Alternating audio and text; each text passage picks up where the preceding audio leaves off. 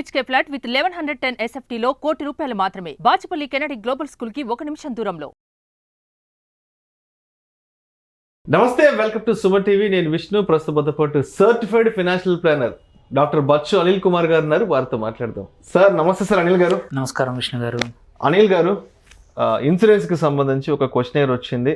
మీ videos కింద ఒక ప్రేక్షకుడు తన క్వశ్చనర్ మనకి ఇవ్వడం జరిగింది. ఒకసారి ఆ క్వశ్చన్ చదువుతాను, వినగలరు. ఆల్రెడీ కంపెనీ ఇచ్చే గ్రూప్ హెల్త్ ఇన్సూరెన్స్ 3 లక్షల వరకు ఉంది. ఇప్పుడు కొత్తగా టాప్అప్ ఇన్సూరెన్స్ కంపెనీ ద్వారా తీసుకోవాలా లేదా బయట నుంచి తీసుకోవాలా? అలాగే టాప్అప్కి సూపర్ టాప్అప్కి మధ్య తేడాను డీటెయిల్డ్గా తెలియచేయగలరంటూ కూడా ఒక ఆడియన్ అడుగుతున్నారు సార్. గుడ్ క్వశ్చన్ అండి. క్వైట్ కామన్ అడిగేది. మనం company most of the companies ఏంటంటే 3 లక్షల నుంచి మ్యాక్సిమం 5 లక్షల వరకే కవరేజ్ ఇస్తున్నాయి, బేస్ కవరేజ్. సో అలాంటప్పుడు ఏంటంటే కంపల్సరీ ఇప్పుడు హాస్పిటల్ యొక్క ఇన్ఫ్లేషన్ చూసుకుంటే 15-18% ఉంది. నార్మల్ ఇన్ఫ్లేషన్ 6-7% ఉంటే హాస్పిటల్ ఇన్ఫ్లేషన్ 15-18% ఉంది సంవత్సరానికి. 5 లక్షలు ఒక 2 రోజులు 3 రోజుల అడ్మిషన్కి అయిపోతుంది. 5 లక్షలు కూడా. అలాంటి 3 లక్షలు 2 రోజులకు కూడా సరిపోదు. అలాంటప్పుడు సొంతంగా ఒక టాప్అప్ ఉండడం ఇంపార్టెంట్.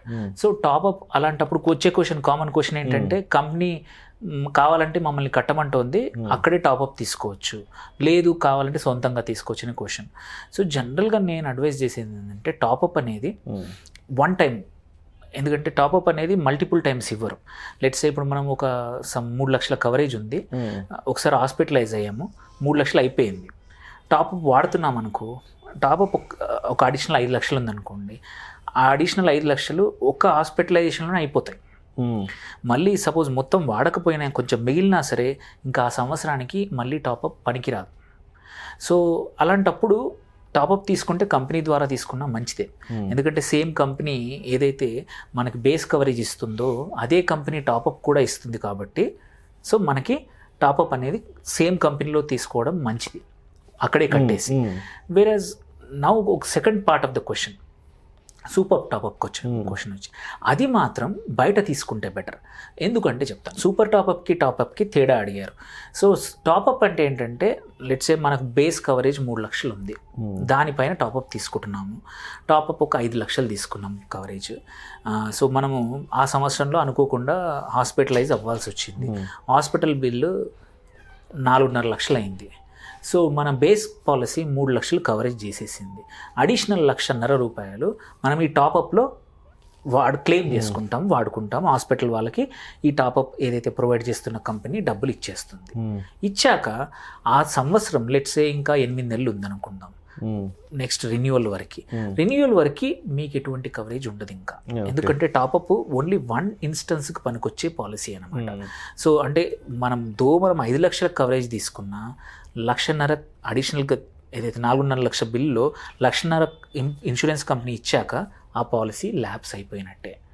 మళ్ళీ నీకు కావాలంటే మళ్ళీ బేస్ 3 లక్షలు ఉంటేనే మళ్ళీ టాప్అప్ వస్తుంది. అంటే అది ఎప్పుడు జరుగుతుంది? నువ్వు రెన్యూ చేసినప్పుడు మళ్ళీ నెక్స్ట్ ఇయర్ వరకు.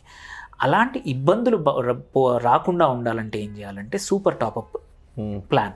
సూపర్ టాప్అప్లో ఏంటంటే ఎన్నిసార్లు అడ్మిట్ అయినా సరే సేమ్ కండిషన్ తీసుకుందాం.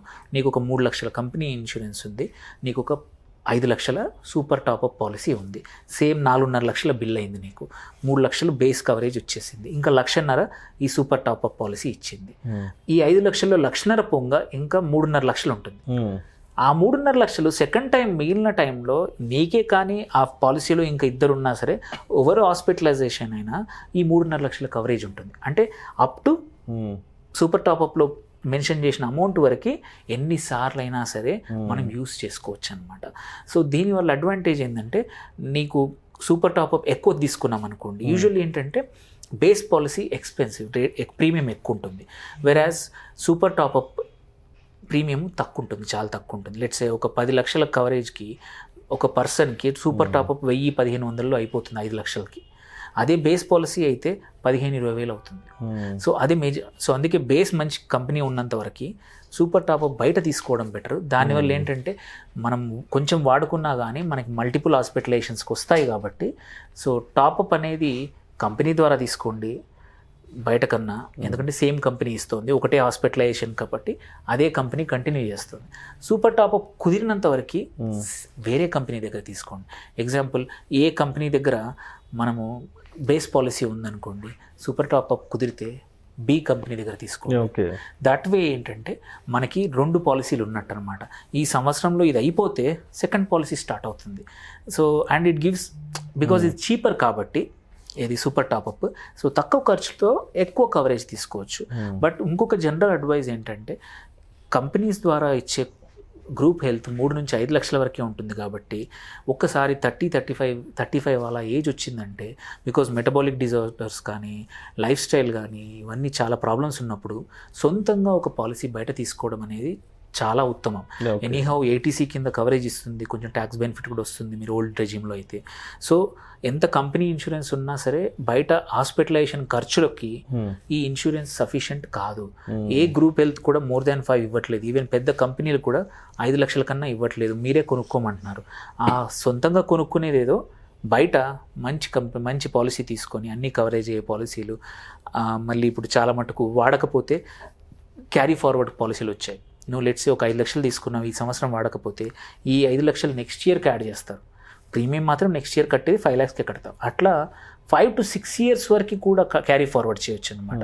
అంటే నువ్వు హెల్దీ ఉన్నా నాకెందుకు, నేను ఎందుకు కట్టాలి అంటే, తక్కువ ప్రీమియం తీసుకున్నా అది ఇట్ విల్ యాడ్ బ్యాక్. మీరు వాడనందుకు 6 times వరకు పెరిగే పాలసీలు కూడా వచ్చాయి.